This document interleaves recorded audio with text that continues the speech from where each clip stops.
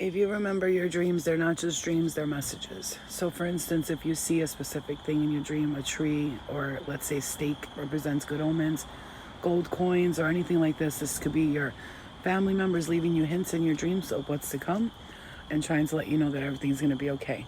If you need to know a specific question, you can write something down on a piece of paper and ask your guides to answer it for you or your family members.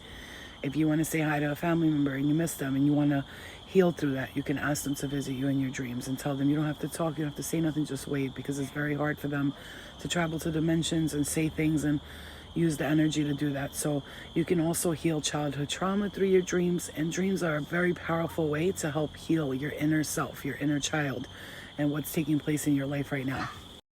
By working with our dreams, we can figure out a lot of things that we can't figure out here in this dimension.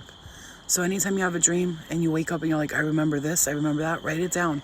And then the next day when you wake up, just look up, what does this mean? What does that mean? And it'll tell you answers. Spirit will, very wisely as they do, pull up the thing that it means. So when I look up a dream, the thing it's supposed to mean, it comes up for me.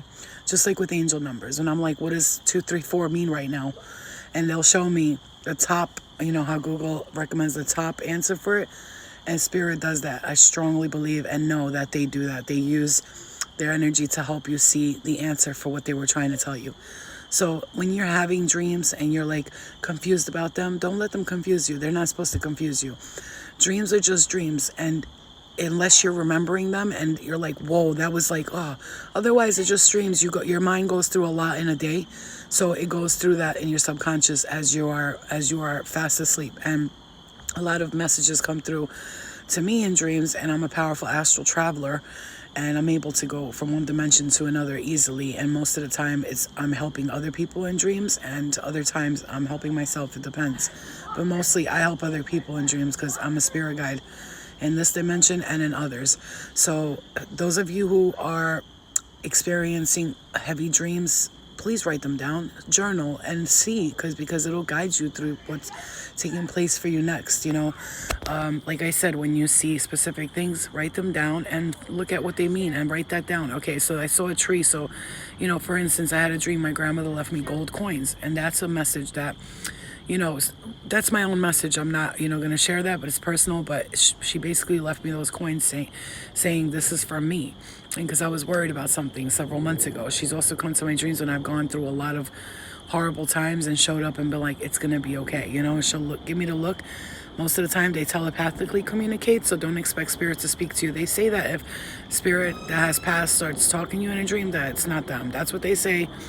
I believe it because every time I see my grandmother or anybody that I love in my dreams, they don't really talk to me because they're already passed on. They're moved on. And the spirit that's talking to you, they're still stuck in some astral dimensions, and that's a fact.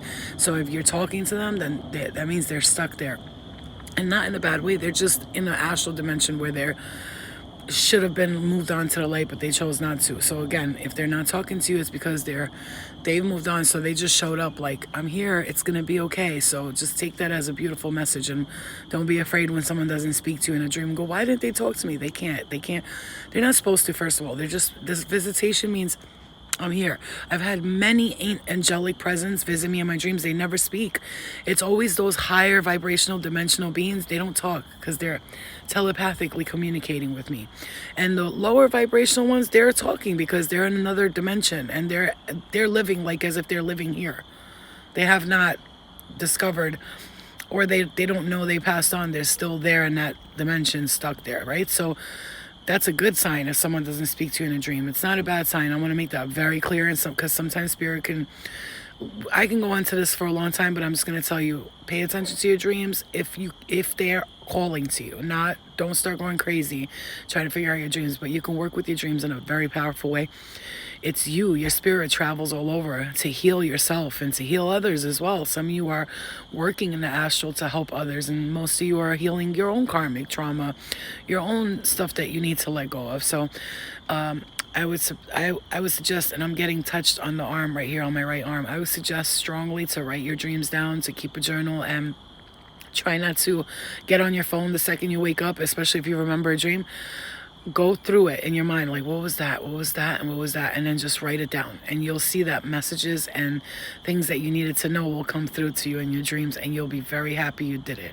Happy dreaming. Maybe I'll see you in the astral.